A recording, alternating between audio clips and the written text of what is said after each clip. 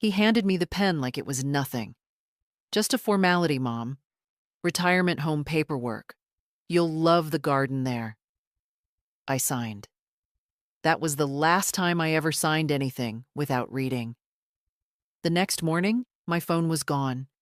So was my planner and the spare keys. I'd lived in this house for 41 years, and I suddenly couldn't open my own back door. It's just until the facility tour, said Lorna, my daughter-in-law, setting down a tray of tea I didn't ask for. You tend to misplace things lately. We thought it'd be easier this way. We? Jack and I. We've been talking. A lot. I looked at her hands. Perfect nails, no warmth. My son had married her 12 years ago. I used to say she was modern. What I meant was I never felt safe speaking freely with her. Jack used to laugh when I said that. Used to. They'd come in the night before, arms full of brochures and smiles. You'll love it, Ma. These places are basically resorts now. They've got a hair salon, pickleball courts, even poetry nights. Jack still called me Ma when he wanted something. I didn't want pickleball. I wanted my own damn chair by the kitchen window, my crossword pile, my chipped mug from 1989. I wanted my life. The life I'd built alone after Walter died. It's just a tour, Jack had said. They won't even keep you if you don't like it. So why take my keys?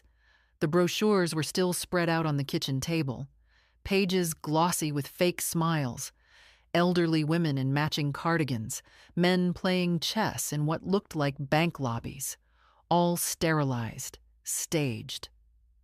I sat down and opened the drawer where I kept my bills. Empty. Same with the folder where I stored medical receipts. I checked the cupboard above the fridge, my nobody ever goes there shelf.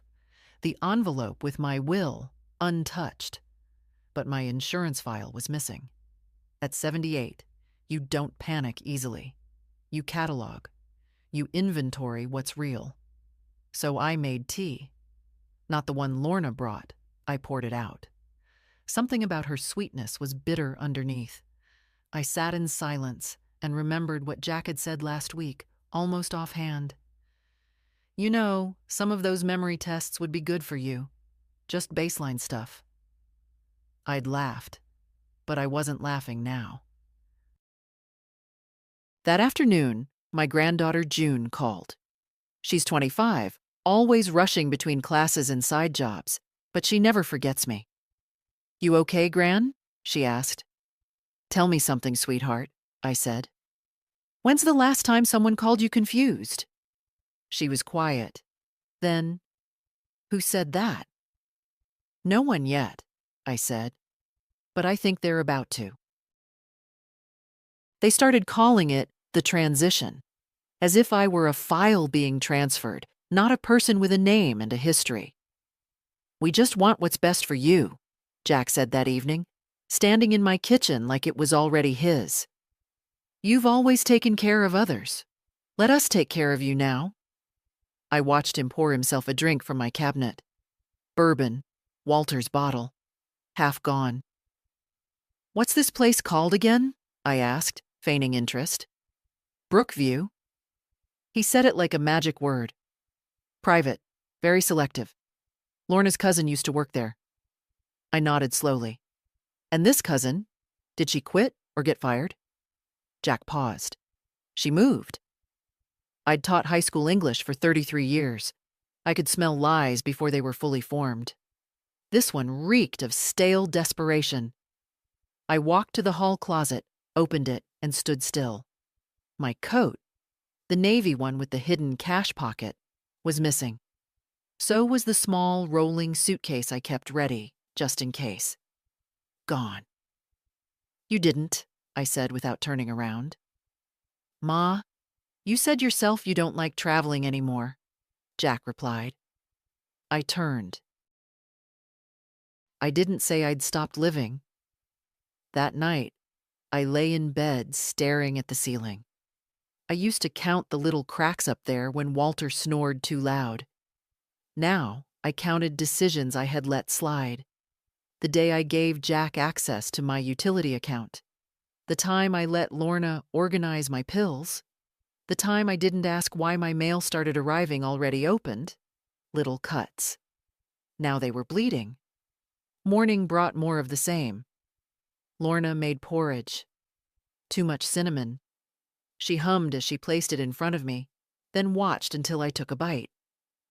"You're so good, Marilyn," she said. "So cooperative. As if I were a patient or a child." I chewed slowly.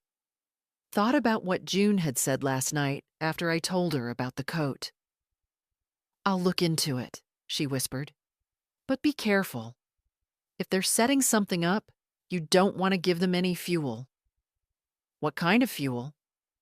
"Anything they can twist. They only need a few sentences, Gran. One erratic moment." I looked at the woman across the table, stirring her tea with robotic precision. "You're watching me," I said. She blinked. "Excuse me?" I said, "You're watching me." "Not because you care, because you want me to crack." She smiled. "You should eat before it gets cold." I did. Then I smiled back. If they wanted a breakdown, they'd have to wait. I was just getting started. The appointment was for 10:30 a.m. Jack drove me, humming along to the radio like we were headed to brunch. Lorna stayed behind to tidy up, her words. I didn't ask what she planned to tidy in a house that wasn't hers. "You'll like Dr. Mencken," Jack said as we pulled into the lot. "Very respected. He does these intake assessments all the time, totally routine." The building looked like a dentist's office, but the door was locked from the inside. Jack rang the bell. A young man in scrubs opened it. "We've got a new client," Jack said. Client. Dr. Mencken was a small man with a polished forehead and too many degrees on the wall. He offered me tea and asked if I knew what year it was. I smiled. "It's the year my son lost his conscience." Jack didn't laugh. The session lasted 28 minutes. He asked about my sleep, my memory, if I ever felt disoriented or confused in familiar places. I answered calmly, clearly. Then he pulled out a form. "This is just to confirm that today's assessment was voluntary." I reached for it, read every word. Then I pushed it back. "Why would I sign something that protects you from liability if I decide to contest your notes?" Dr. Mencken's smile faltered. "I assure you, Mrs. Jacobs, this is purely procedural." "I'm sure it is." Jack shifted in his chair. "Ma, don't make this difficult." I stood. Difficult would be me calling the local news and describing this little trap in full detail. Dr. Mencken glanced at Jack, then back at me. "Perhaps we can reschedule." "No need," I said. "I've seen enough." In the car, Jack was silent. Not angry, not yet. Just calculating. I'd surprised him. He didn't like that. Back home, the air felt different. My books were rearranged. The vase by the window was gone. In its place sat a thick binder labeled Care Planning. Lorna met me in the hallway, her face frozen into something between worry and triumph. "How was it?" "Your trap had a draft." I walked right out. That night, June called again, whispering. "Gran, I found something," she said. "Brookview's not just a senior home. It has a locked unit for patients under psychiatric watch." I closed my eyes. "Gran, that's what they signed for, not a retirement tour. It's a psychiatric evaluation with authority to hold if risk indicators are confirmed." So that's what Jack and Lorna meant by help. They wanted me declared unstable, a signature away from losing everything, my house, my name. I opened my planner. A name was still there, penciled in from years ago. Henry Barker. Lawyer. Old friend. Trusted. I called. "Hank?" It's Marilyn. I think I might need a favor. The kind that requires a suit and your old steel voice?" He was silent for a beat. Then, "Where and when?" "Tomorrow," I said, because tonight I needed to sleep with one eye open. The next morning, I dressed with precision. Navy slacks, pale blue blouse, low-heeled shoes. Not elegant, not matronly, just solid.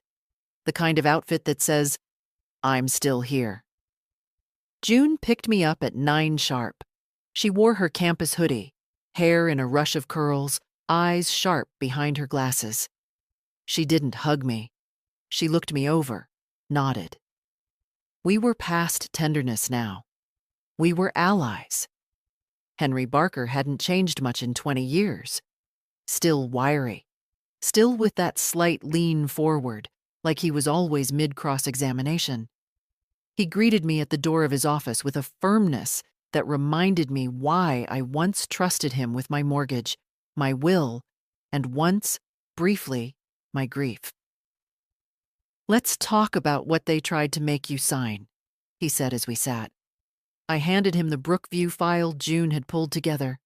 He scanned, eyes narrowing. "This isn't a residency agreement," he muttered. "It's a conditional psychiatric consent.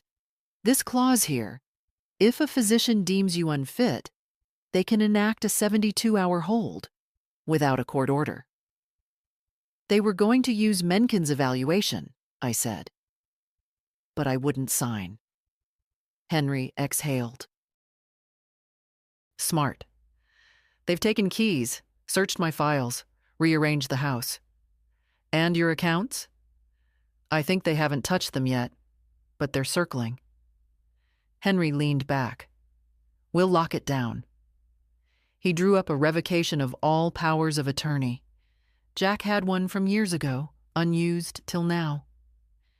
We drafted a statement voiding all authorizations, notarized it on the spot. Then June and I drove straight to the bank. It's funny how quickly people take you seriously when you have a lawyer's letterhead in your purse. My account manager, a pleasant woman named Trish, looked visibly alarmed when she read the documents. "Mrs. Jacobs, I wasn't aware your son had any active instructions, but we'll freeze everything pending confirmation." "Good," I said. "And I'd like to open a new trust account in June's name. I'll manage it, she'll inherit it.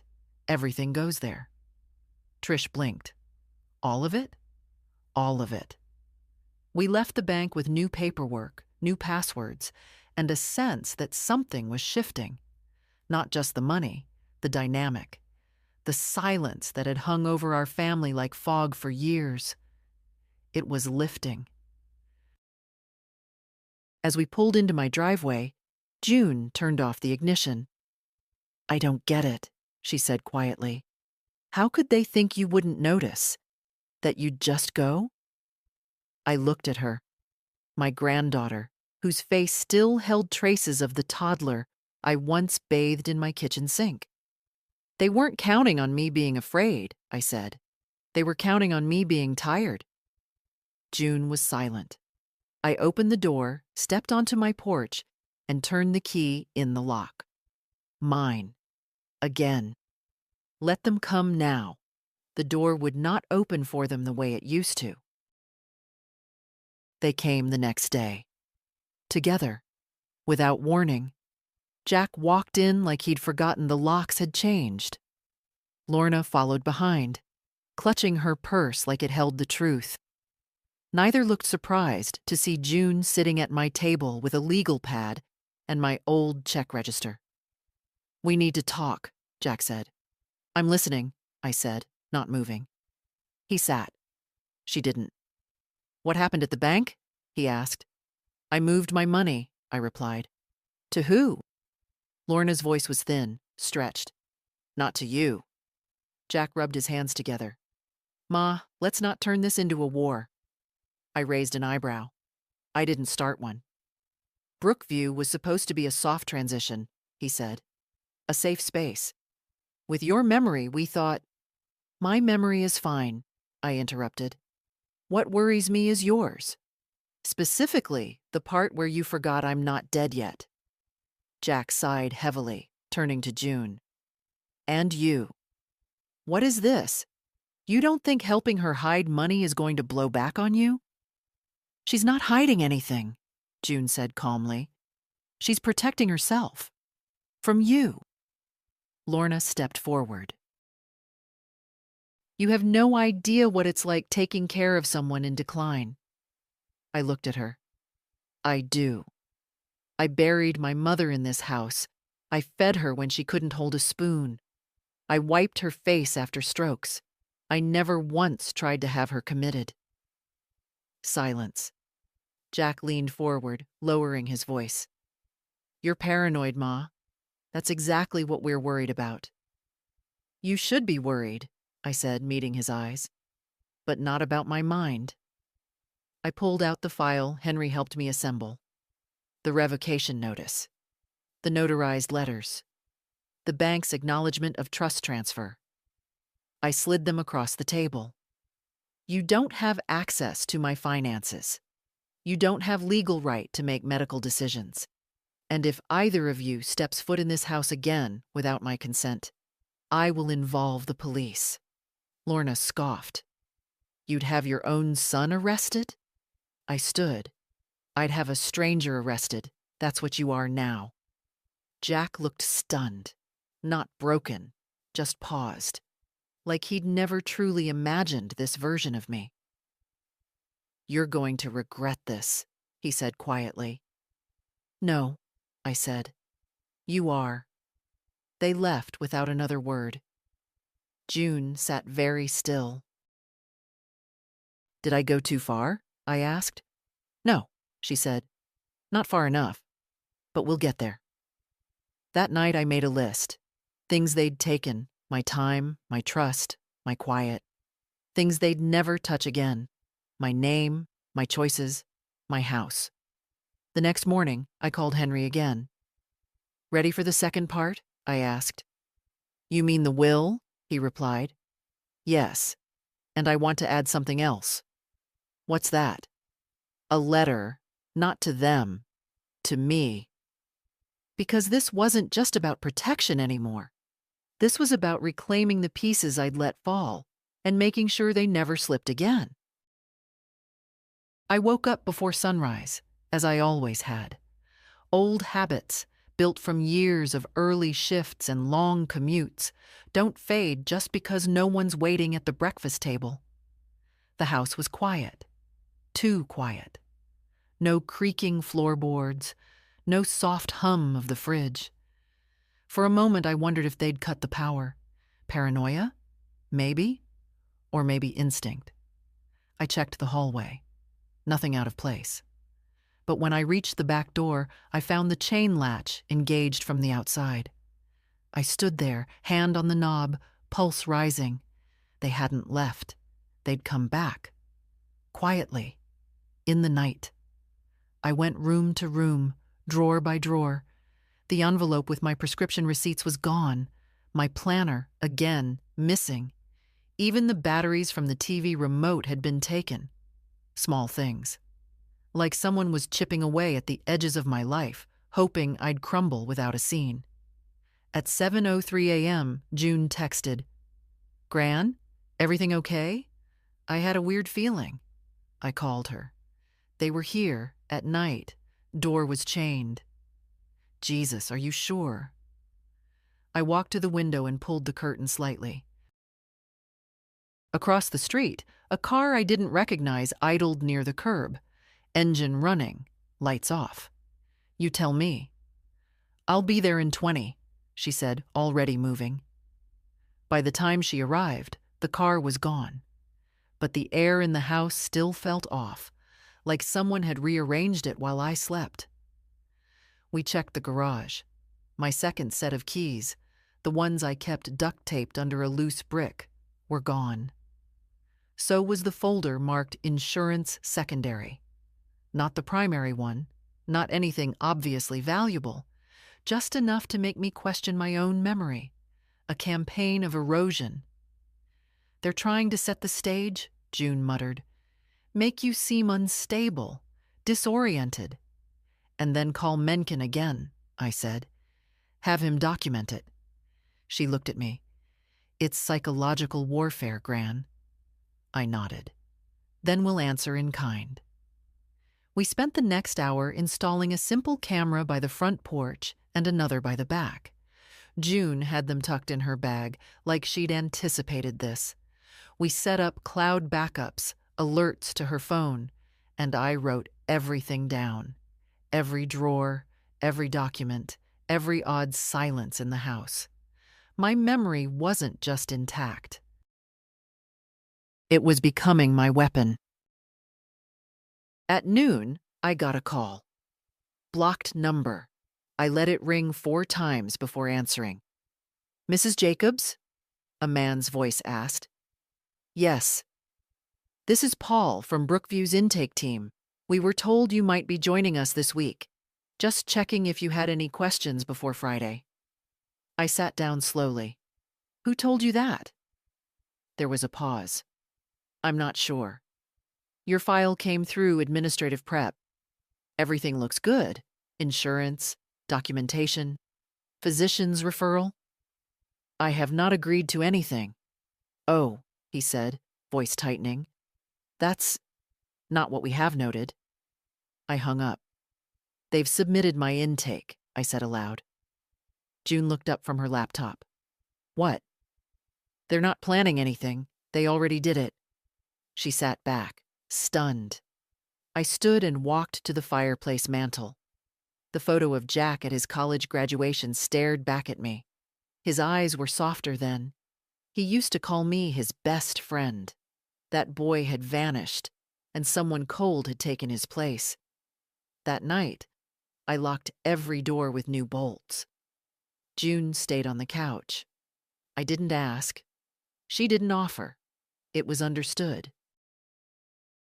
This was war, and I wasn't sleeping alone on the front line. Around 2 a.m., the motion alert chimed. Front porch, movement detected. June and I both snapped upright. I opened the app. There they were. Jack, standing just outside the frame.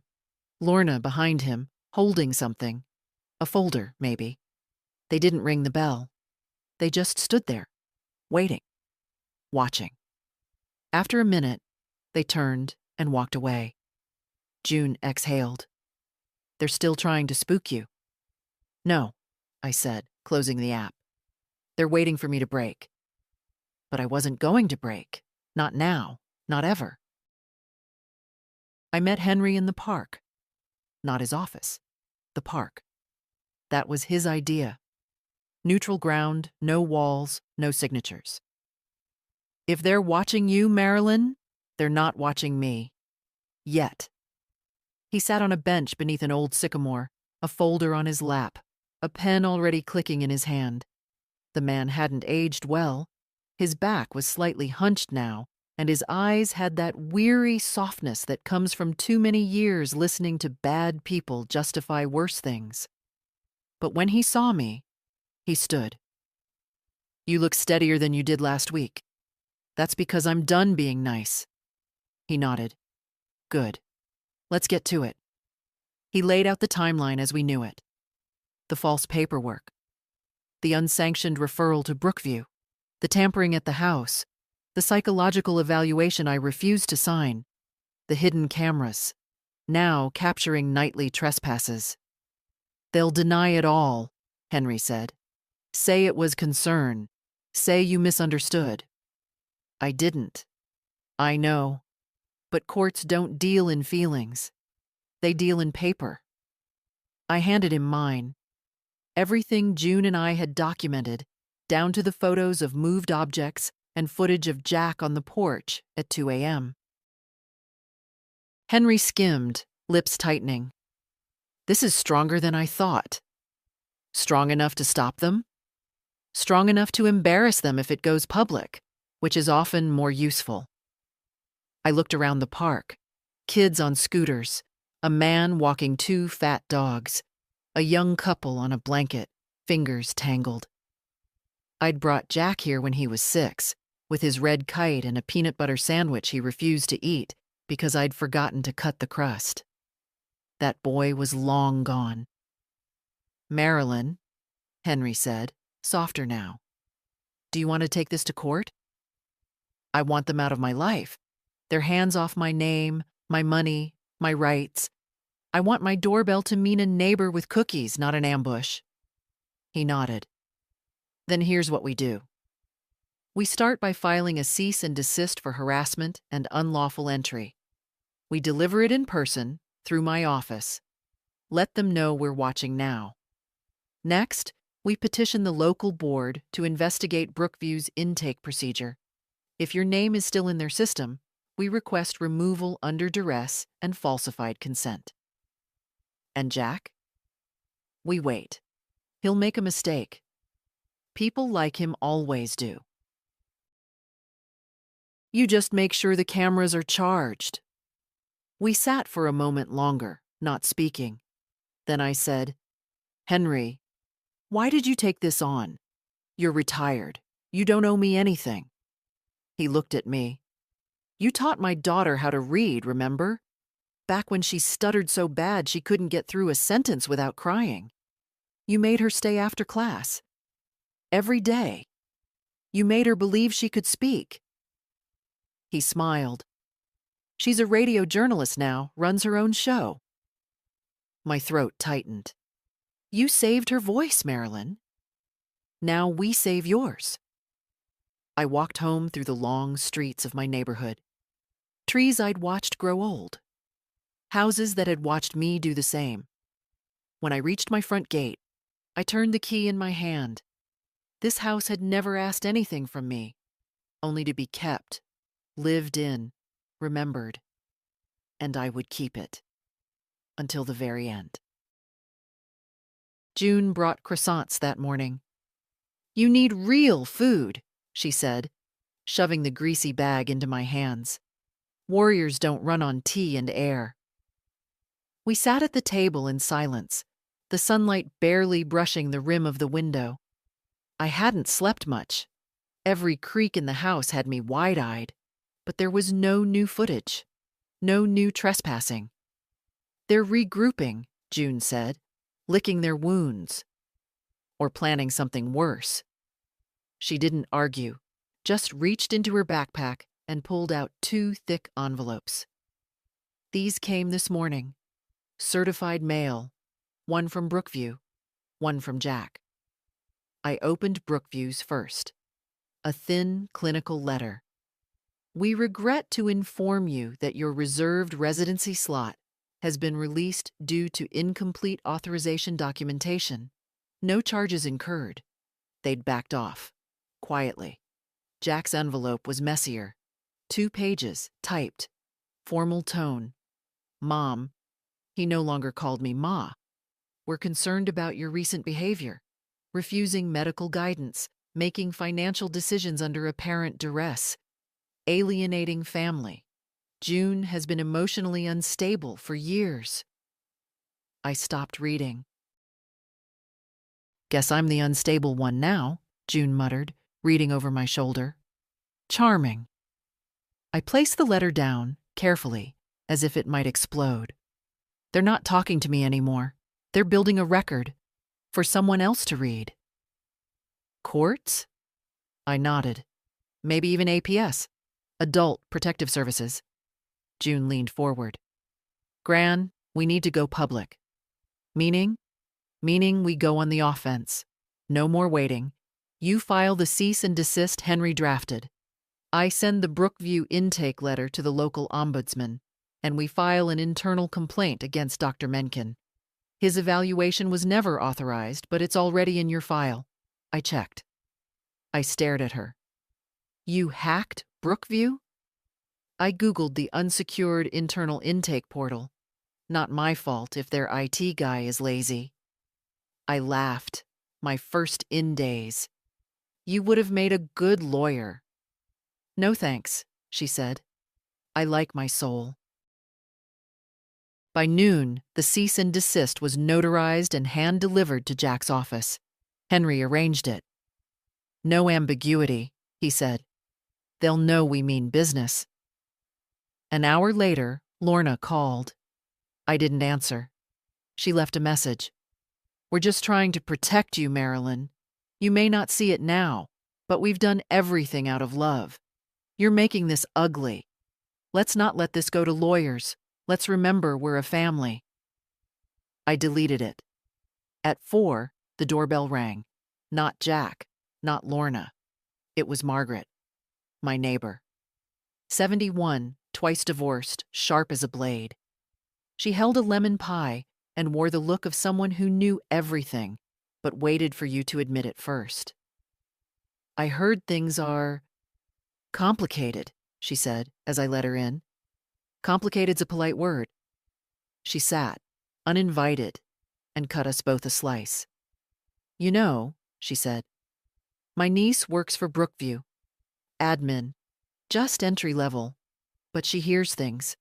She told me they've had a spike in silent intake referrals. Quiet paperwork. Done by relatives. Usually for women, usually older. I put my fork down. She said it's growing. The system favors the relatives. Fewer questions. Easier billing. Easy to make a woman look confused if you take enough from her. I felt the pie turn heavy in my mouth.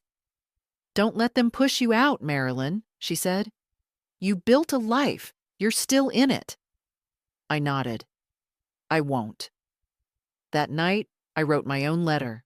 Not to Jack, not to Brookview, to myself. A record, a voice. I remember who I am. I remember the street I was born on, the taste of my mother's jam, the name of every student who ever cried in my classroom. I am not confused. I am not fragile. I am not done. I folded the page and placed it in my safe. Then I turned off the porch light and locked the door. It was my door. Still. By Friday, the letter from Adult Protective Services arrived. Not a visit. Not a call. A letter.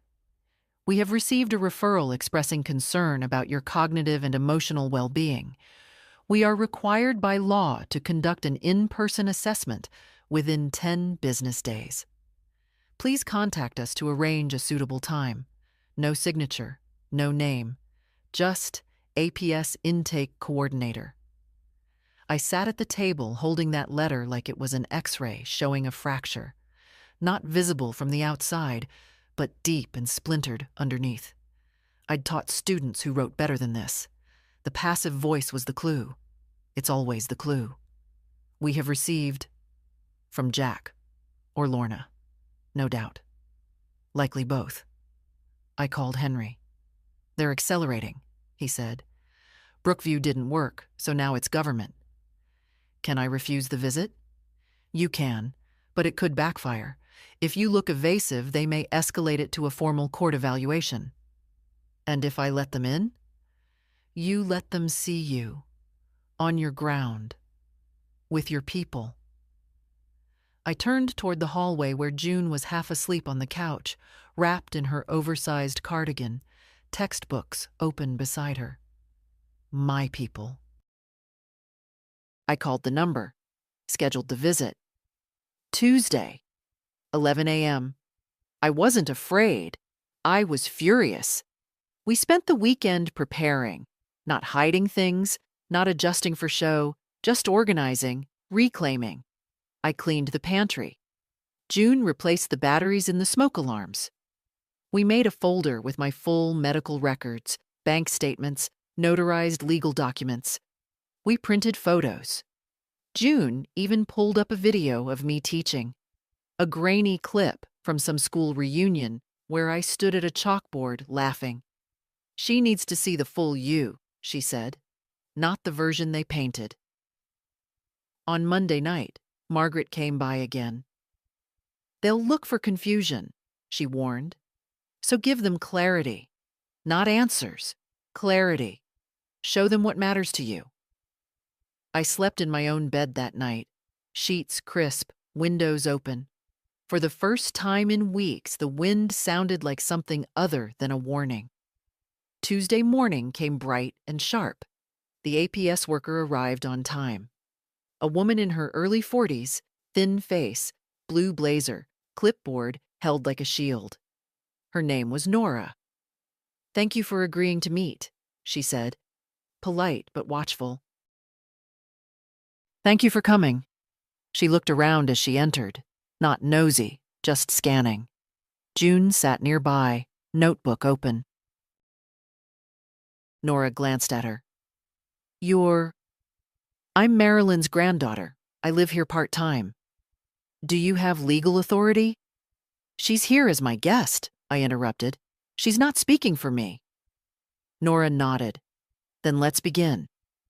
She asked about my routine, my memory, my medications, whether I had trouble managing finances, whether I knew today's date, the name of the current president, where I kept my birth certificate. "I could show you the drawer," I said. "But I think you'd rather I say it." She smiled faintly. "If you like," I told her. We walked through the house. I showed her my calendar with appointments neatly penciled in, my checkbook balanced to the cent, my garden journal. I still logged rainfall, even if I rarely planted now.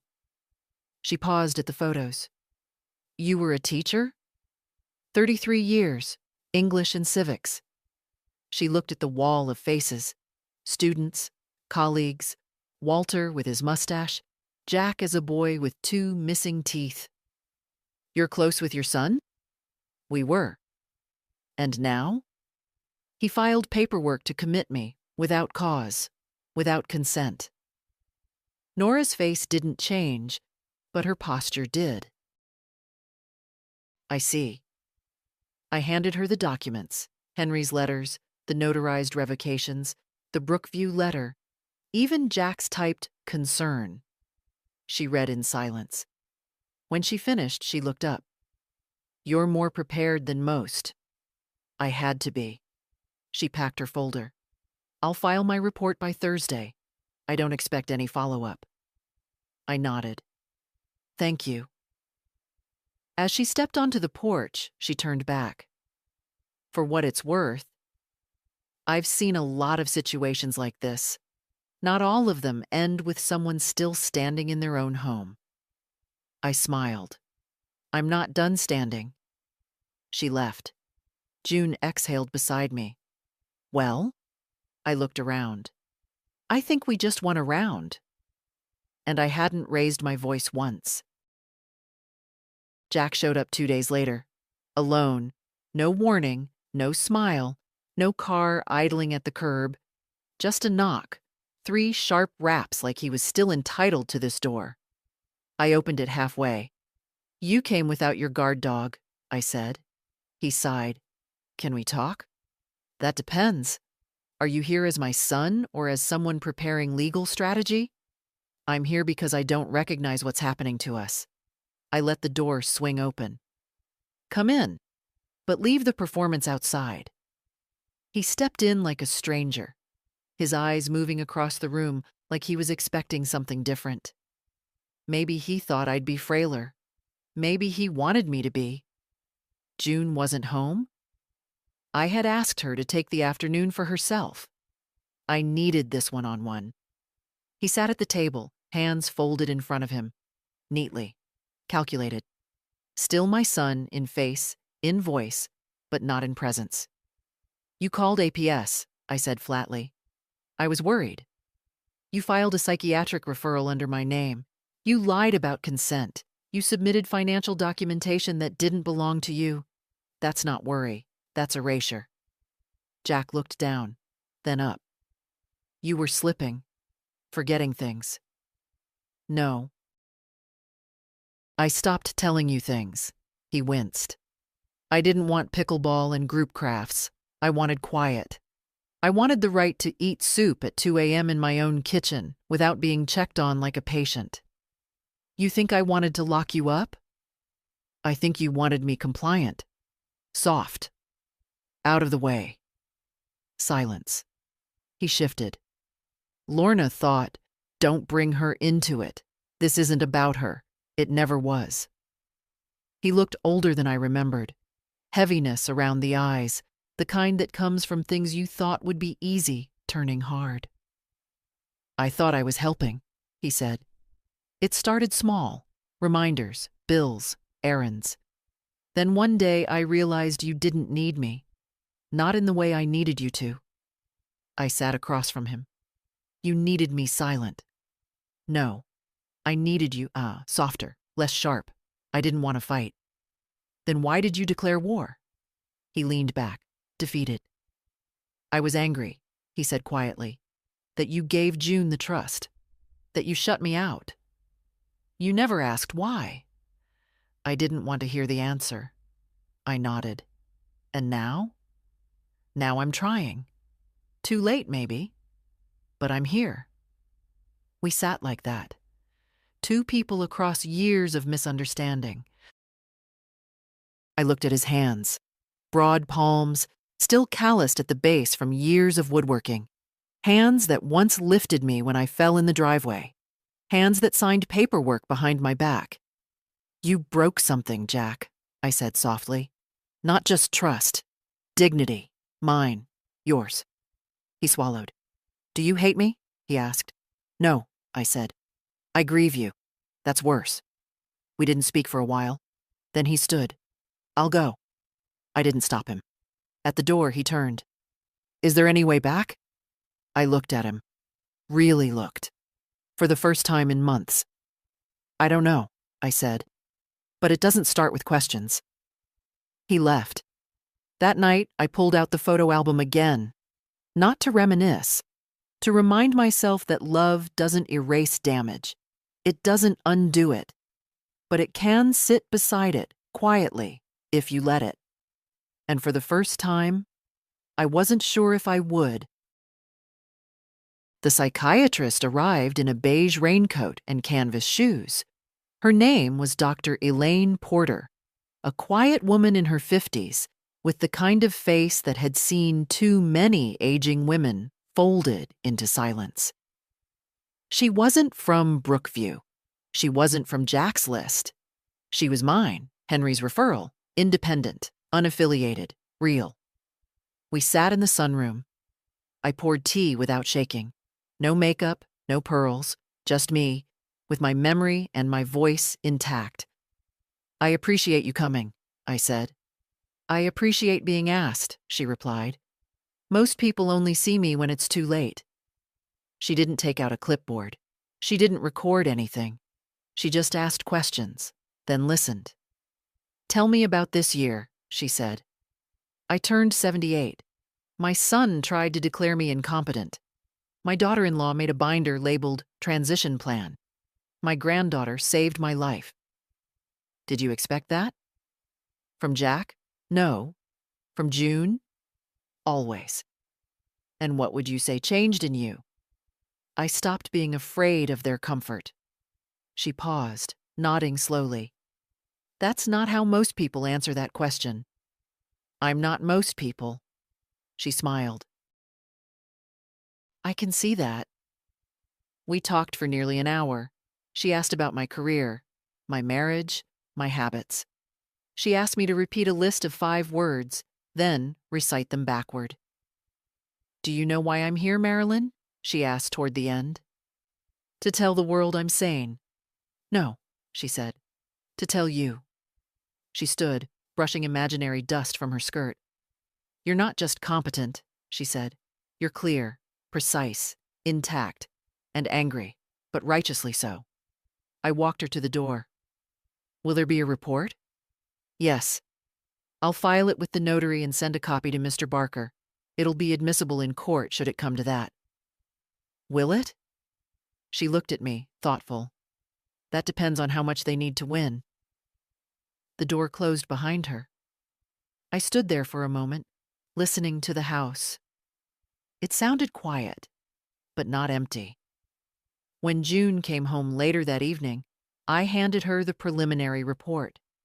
She read it quickly, then held it to her chest. "It's over," she whispered. "Not yet," I said, "but it's turning."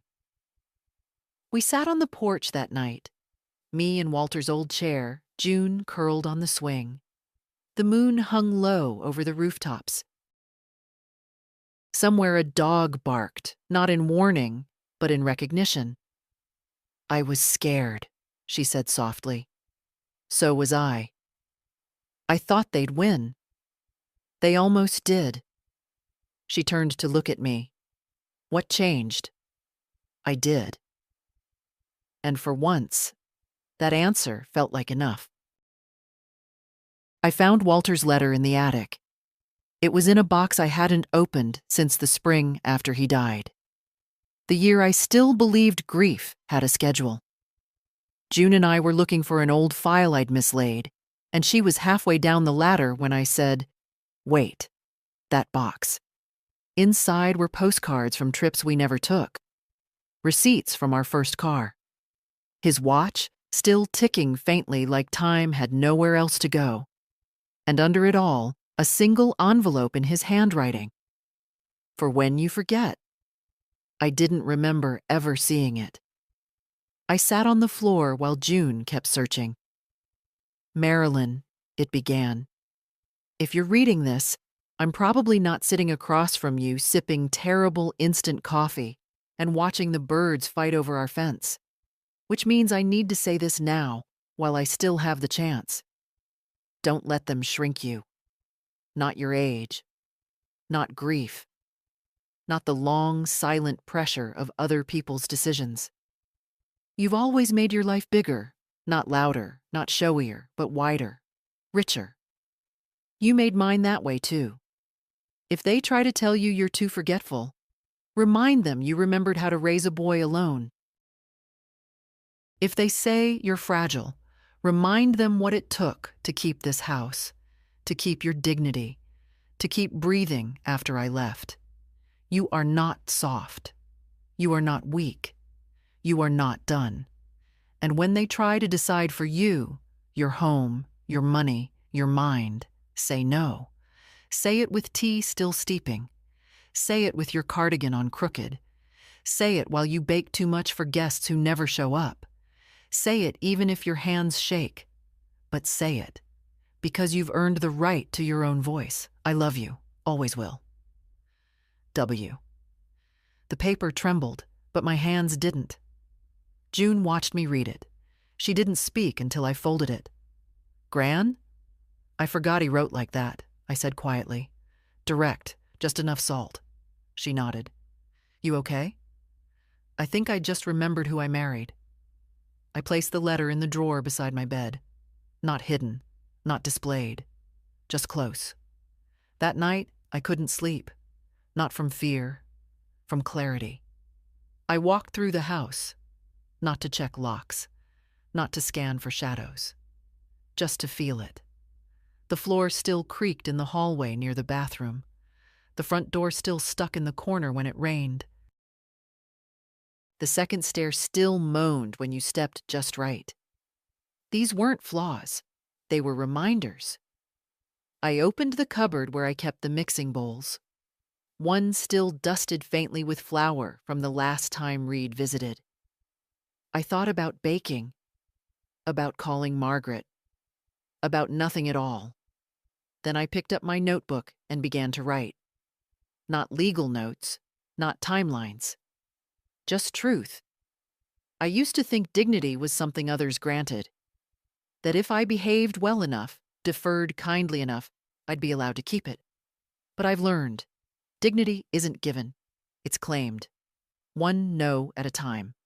One locked door. One name remembered. One line redrawn, then enforced. I am not going anywhere. This is my home.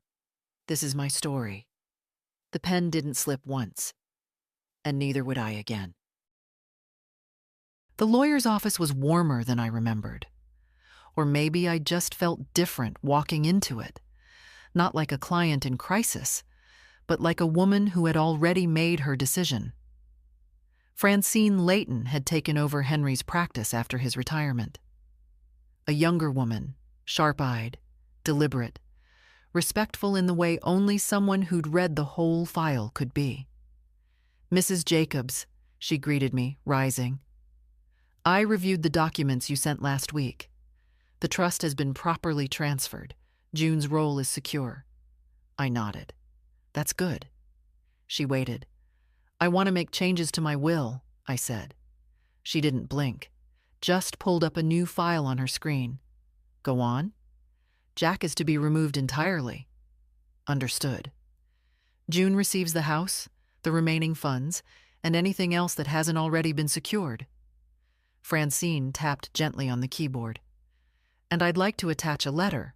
Not for court, not for drama. Just to explain it. A legacy letter? No, I said. Not legacy. Truth. She looked at me for a moment, her pen hovering. Would you like to dictate it now? I shook my head. I'll write it myself. I know the tone. She smiled. Of that, I have no doubt. After the paperwork was signed, I walked 3 blocks to the post office and sent a certified letter to Jack. Not cruel, not accusatory, just final. You are no longer named in my will. This is not a punishment. This is a boundary. Love is not entitlement, and silence is not consent.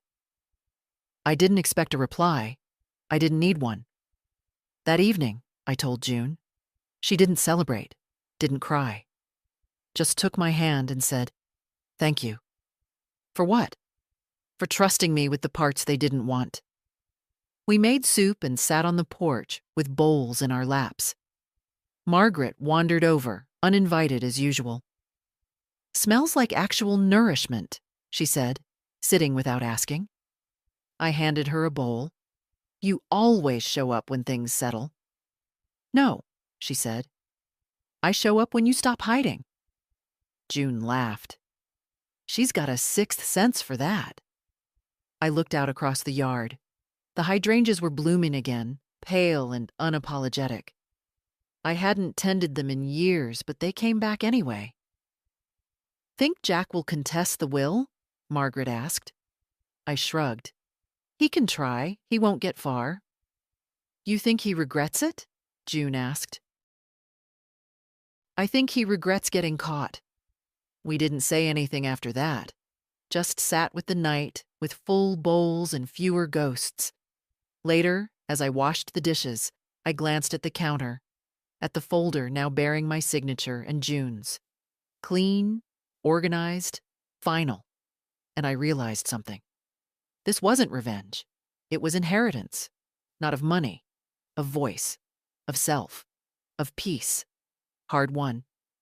I dried my hands, turned off the light, and felt, for the first time in years, like no one else had the final word on who I was.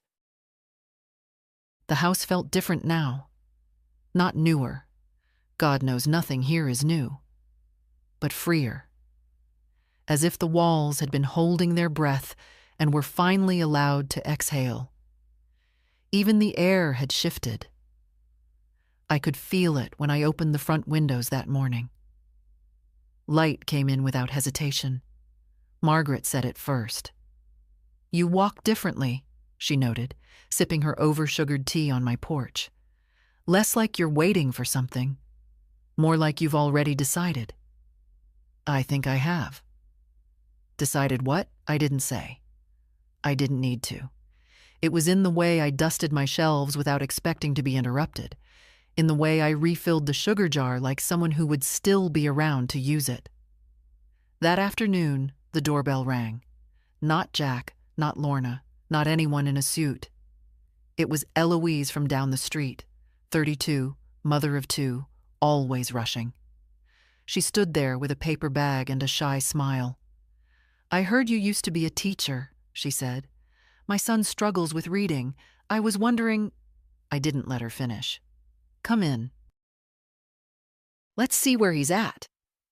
He came by that evening, a nervous little thing with mismatched socks and a tight grip on his book. We read for an hour. Slowly, carefully. He left smiling, his fingers no longer clenched on the page. The next day, another child. Then 2. June cleared the side room and brought in extra chairs from the shed. "You're a one-woman tutoring service now," she said, laughing. "I always was," I said. I just stopped charging. We made flyers. Nothing fancy. Reading circles with Mrs. Jacobs, Mondays and Thursdays, 4-6 p.m. June handed them out at the coffee shop, the community board, even stuck one under the library door. And they came. Parents I hadn't spoken to in years. Kids who remembered me as the old lady with the slow dog. Some just came to sit, to listen, to be near a place that didn't ask them to buy anything or prove anything. The house filled again. With voices, with breath, with purpose. It wasn't noisy. I still needed my quiet. But it was alive.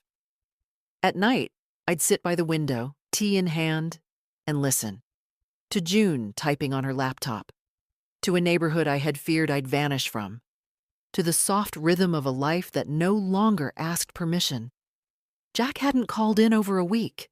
Lorna never did. I knew that would change. Silence never lasted forever. But I was no longer checking the window for their car. I was no longer flinching at the sound of tires. If they returned, they'd find a door closed not out of fear, but certainty. June came into the kitchen one evening, holding a letter. From the bank, she said. Updated statement for the trust. I nodded, stirring soup. She set it on the table. It's more than I thought. I know. What do you want to do with it? I looked at her. I want you to decide. She frowned. Gran, you earned it, not because you stood by me, because you stood with me.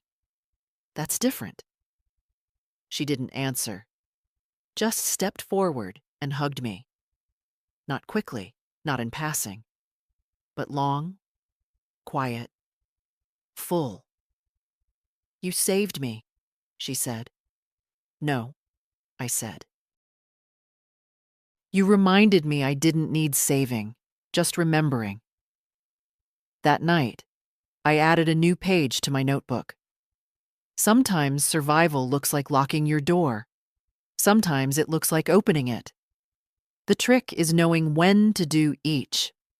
And never apologizing for either. This house isn't what they left behind. It's what I rebuilt after. And I still had the key. Jack's letter came on a Thursday. No courier, no signature required. Just a plain white envelope with my name in that tight, precise handwriting he'd inherited from Walter. June found it on the porch and brought it in without comment. She placed it on the table beside my tea, then went to water the tomatoes. She didn't ask if I'd open it. Didn't have to. I let it sit there all day. By sunset, the envelope looked smaller. Or maybe I had grown. Either way, I finally slid it open. Mom, I don't know where to begin, so I'll begin with this. I was wrong. I was wrong to think I knew better. Wrong to act like protecting you meant controlling you. I convinced myself I was doing the right thing, even when every step took something from you. I see that now. Too late, maybe. But clearly, I didn't understand what it meant for a person to grow old on their own terms. I thought autonomy was something you handed over, like a set of keys. I forgot where I came from, who you were, who you still are. I don't expect forgiveness. I just wanted you to know that I hear you now. Finally. Jack. I folded the letter, placed it in the drawer with Walter's, and stood there a moment. It didn't fix anything, but it didn't undo anything either. Forgiveness is a door without a handle on the outside. Sometimes you open it. Sometimes you don't. I left it closed. Not out of spite, but because I wasn't finished being alone in this house. Not lonely. Just alone. With my books. With my tea. With the sound of children reading from the living room twice a week. That evening, I baked a lemon cake. No occasion, no guests. Just a warm kitchen and my favorite chipped bowl. June walked in, sniffed the air. You're not waiting for anyone? No, I said. I'm just letting the house know I'm still here. She smiled, grabbed a plate. We sat on the porch while the sky turned gold. So what happens now? She asked. Now? I looked at her, then at the fence Walter built, the mailbox Jack painted when he was 12, the hydrangeas blooming out of schedule. Now we live. And we did. Not perfectly, not quietly, but wholly. People ask me sometimes, at the post office, at the library when they drop off their grandkids, how I managed it. How I kept the house, how I kept my name. And I tell them the truth. I didn't win because I fought hard. I won because I remembered who I was before they told me what I wasn't. So if you're reading this, and you've been made to feel like your story ended while you were still in it, let this be your reminder. You are not done. And if this story moved something in you, share it. Save it. Pass it to someone who needs to hear their voice again. Let them know. We're still here. Still in our homes. Still in our names. Still choosing. Don't go quiet. Not yet. Leave a comment. Tell your story. Let them hear you.